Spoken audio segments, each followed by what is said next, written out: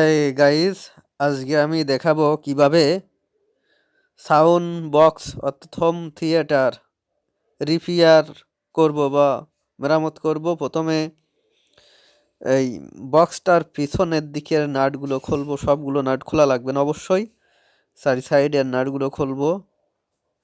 হুম, এই যে খুলছি। সাইডের নাটগুলো খোলার পর দুটো নাট বাকি থাকবে, শুধু ট্রান্সফরমারের দুটো। এরপরে আস্তে আস্তে পিছনেরটা টান দিলে বেরোয় আসবে। এই যে দেখা যাচ্ছে হিট সিং আর ট্রান্সফরমার।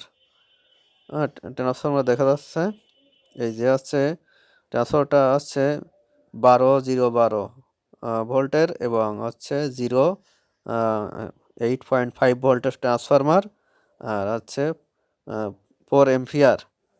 এখন আমরা দেখব যে কিভাবে মেরামত করতে হয়, আর মেরামত করার আগে কোনটা কি পার্টস কি কাজ করছে সেগুলো দেখার প্রয়োজন আছে।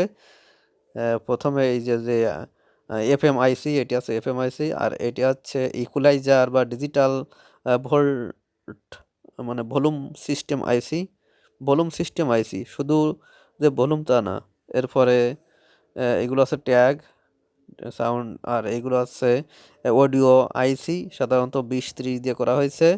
এরপর এরপর আছে এটি উলফার, এটা আছে উলফার। এরপর হিটসিং দেখা যাচ্ছে। এরপর আমরা কিভাবে করব তাই দেখো। হ্যাঁ, প্রথমে আমরা এই যে এই বোর্ডটা ভালোভাবে দেখব কোথাও কোনো ফাটা বা তার কাটা আছে কিনা। প্রথমে আমরা এই জ্যাক সিস্টেমের মাধ্যমে যে কানেকশান সেইগুলো খুলে ফেলবো। খুলে ফেললাম একটা। তারপরে খুলবো আছে পাওয়ার সাপ্লাই খুললাম। এইবার কোনো আইসিটা খুলতে হবে সেটা দেখো। এই যে আইসিটা দেখা যাচ্ছে, এটা সম্পর্কে আগেই বলেছি। হ্যাঁ, এখন কিভাবে কি করা যায়। এই জায়গায় ভোল্টেজ আছে 12 0 12 ভোল্টেজ। এর থেকে রেগুলেট হয়ে, অর্থাৎ এই ডিজিটাল ভোল্ট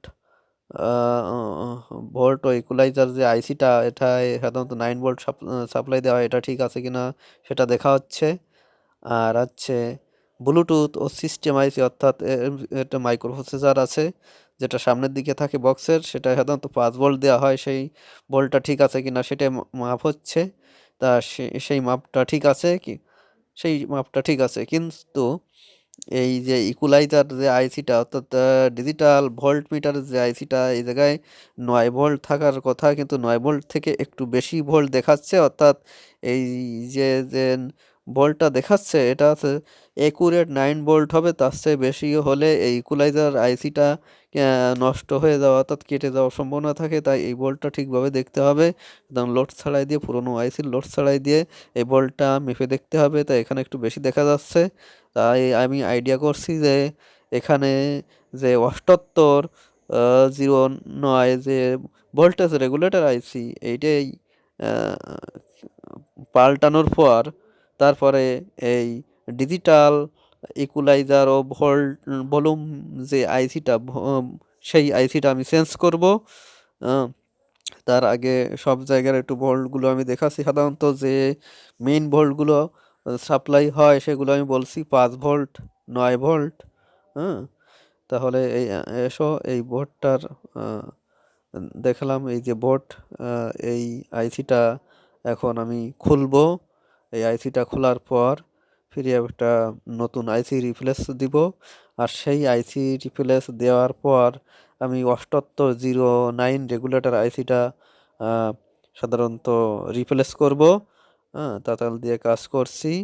করার পর আমি দেখাবো যে আমাদের কাজটা ঠিক হয়েছে কি না।